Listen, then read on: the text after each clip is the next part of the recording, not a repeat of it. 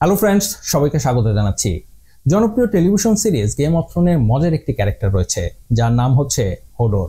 তাকে যাই জিজ্ঞাসা করা হোক না কেন তার উত্তর সবসময় থাকে একটি, হোডর। এই জন্য তার নামই পড়ে যায় হোডর। তো এই হোডর ক্যারেক্টারের সাথে বর্তমান বাংলাদেশ সরকারের দারুণ একটি মিল খুঁজে পাওয়া যায়। আর তা হচ্ছে এই সরকারকে আপনি যাই জিজ্ঞাসা করুন না কেন তার উত্তর সবসময় থাকে একটি, আর সেটি হচ্ছে সংস্কার। যদি বলেন এই অর্থনৈতিক এমন দুরবস্থা কেন, উত্তর সংস্কার চলছে।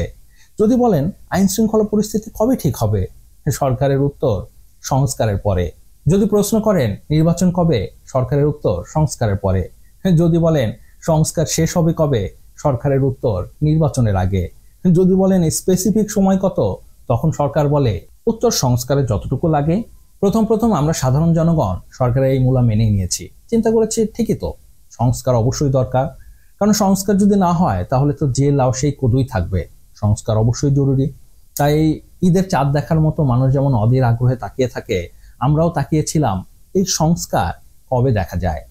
কিন্তু দেখতে দেখতে 10 মাস পার হয়ে গেল, এই সংস্কার এখন আমরা দেখতে পাইনি। মানুষ শুধু সংস্কার শব্দটাই শোনে কিন্তু কিছু দেখতে পায় না। তাই ধীরে ধীরে জনগণের ধৈর্যের বাঁধ ভেঙে যেতে শুরু করে। জনগণ প্রশ্ন করা শুরু করে, কোথায় সংস্কার, আমরা কেন দেখতে পাচ্ছি না? কেউ কেউ মজা করে তো বলেই ফেলে, আরে আমাদের দেশে 10 মাসে তো বাচ্চা পয়দা হয়ে যায়, আর সরকার একটি সংস্কারও দেখাতে পারছে না। সব লেজেক উপরে করে ফেলছে, কোনো দিকে সুবিধা করতে পারতেছে না। সংস্কার বলতে বলতে সংস্কারের পরে এবার আবার ঐক্যমত্য কমিশন, তারপরে মহা ঐক্যমত্য, কিছুই তো করতে পারতেছে না।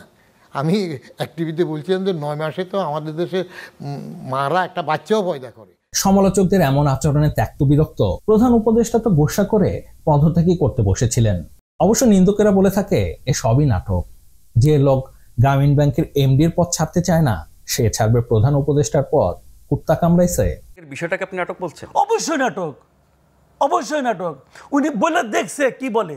উনি আশা করছিল পরের দিন শুক্রবার আছে, শাহবাগের লোকজন চলে আসবে গান গাইতে গাইতে, এই যে ওনার সাথী, তো কেউ তো গান গাইতে গাইতে আসে নাই, কান্নাকাটিও হয় নাই। ভুল সময়ে ওই যে শীতকালের ওয়াজ গরমকালে করছে। কিন্তু এত কিছুর পরেও সমালোচনা বন্ধ হয় না। মানুষ তারপরেও বলতে থাকে সংস্কার কোথায়, আমরা তো দেখতে পাচ্ছি না। তো সরকারের এমন লেজে গোবরের অবস্থা থেকে তাকে উদ্ধারে এগিয়ে আসে আমাদের সবার প্রিয় আসিফ স্যার। তিনি তার ছাত্রদের কান ধরে যেমন মলা দেন, তেমনি জনগণকে কান ধরে দেখিয়ে দেন সংস্কার আসলে কোথায়।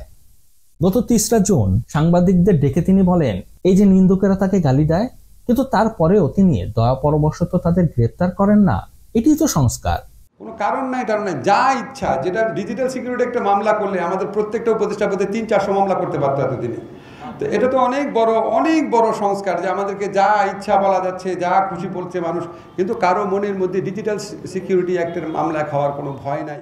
কিছুদিন আগে প্রধান উপদেষ্টা যখন পদত্যাগের কথা বলেন, তখন সরকারের বট বাহিনী এটিই প্রচার শুরু করে, স্যার আপনি অন্ধের দেশে আয়না বিক্রি করতে এসেছেন, মানে আমরা অন্ধ তাই ইউনূস সাহেবের মতো এমন হীরা দেখতে পাচ্ছি না।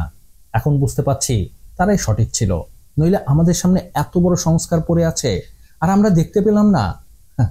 ধন্যবাদ আসিফ স্যার আমাদের এই সত্যের সাথে পরিচয় করিয়ে দেওয়ার জন্য। তো আসিফ স্যার তো তার কাজ করেছে, আমাদেরকে তার সংস্কার দেখিয়ে দিয়েছে। তো এখন আমাদের দায়িত্ব কি? আমাদের দায়িত্ব হচ্ছে এই সংস্কারের পূর্ণ সদ্ব্যবহার করা, নাহলে তো সংস্কারই বৃথা যাবে। তাই আমাদের এখন উচিত বেশি বেশি করে গালি দেওয়া। এটাই তো সংস্কার, নাহলে সংস্কার তো নষ্ট হয়ে যাবে, তাই না? কিন্তু এখানে একটি প্রশ্ন থেকে যায়, আর তা হচ্ছে ইউনূস সাহেব সংস্কারের 2টি প্যাকেজের কথা বলেছিলেন, একটি ছোট সংস্কার আর একটি বড় সংস্কার। ছোট সংস্কারে কি থাকবে আর বড় সংস্কারে কি, তা তিনি কখনো স্পষ্ট করে বলেননি। তাই আমি এখন বুঝতে পারছি না এই যে আসিফ স্যারকে গালি দেওয়ার যে সংস্কার, এটি আসলে কার মধ্যে পড়ে, ছোট প্যাকেজের মধ্যে নাকি বড় প্যাকেজের মধ্যে? যদি এটি ছোট প্যাকেজের মধ্যে পড়ে তাহলে বড় সংস্কার কোনটি? বড় সংস্কার কি সেটি যেটি সাংবাদিক ইলিয়াস বলেছিল, ন্যাংটা করে তারপরে ঢাকা বিশ্ববিদ্যালয়ের রাজু চত্বরে দাঁড় করায় রাখা হবে, ভালো হয়ে যাও আগে থেকে বলে রাখা। তবে আমার মনে হয় না আসিফ স্যার জনগণকে এই বড় প্যাকেজ ব্যবহারের সুযোগ দেবেন, কারণ আমি যতদূর জানি ইতিমধ্যে তিনি তার পরিবারকে আমেরিকায় পাঠিয়ে দিয়েছেন, আর এই সরকার ক্ষমতা ছাড়ার সাথে সাথে তিনিও সেখানে চলে যাবেন। তাই আমাদের এই বড় প্যাকেজ দেখার সৌভাগ্য মনে হয় না হবে। তো যাই হোক, আসিফ স্যারের এই সংস্কার নিয়ে আপনাদের কি মত তা আমাকে নিচে কমেন্টস করে জানাতে পারেন। আর হ্যাঁ, ভিডিওটি কেমন লাগলো তাও জানাবেন। আর অবশ্যই সাবস্ক্রাইব করতে ভুলবেন না। আপনার একটি সাবস্ক্রাইব আমাকে অনেক বেশি উৎসাহিত করে নতুন নতুন কন্টেন্টের কোয়ালিটি ভিডিও তৈরি করার। ভালো থাকবেন, সুস্থ থাকবেন, ধন্যবাদ।